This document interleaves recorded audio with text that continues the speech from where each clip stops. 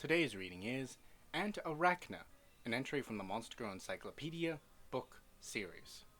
A small bug-type monster of the Arachne family, it bears a remarkable resemblance to the giant ant. This mimicry serves to fool the giant ants into thinking the Aunt Arachne is one of their own kind. Ignore the giant humanoid attached to it. The Arachne takes advantage of this by mixing in with the group of giant ants and moving into their nest. Despite their resemblance to the giant ants, their disposition is very different, being quite ferocious in nature. As for food, they eat what the giant ants gather, and they hardly ever leave the nest, so one rarely encounters them above ground.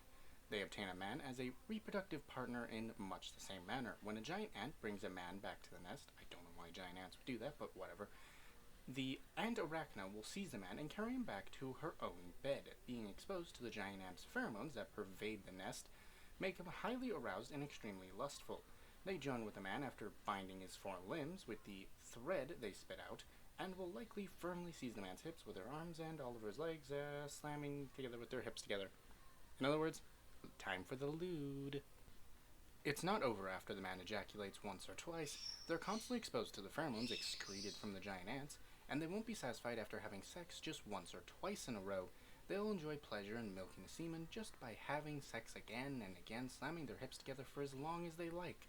They can't release pheromones like the giant ants can, but the ants' pheromones stick thoroughly to them, and when a man sees the obscene effect it has on them, it is likely to be impossible to suppress his own desire.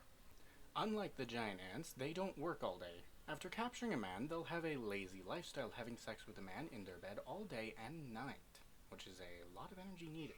The reason they don't have to work is that the man who became their husband are the same as them.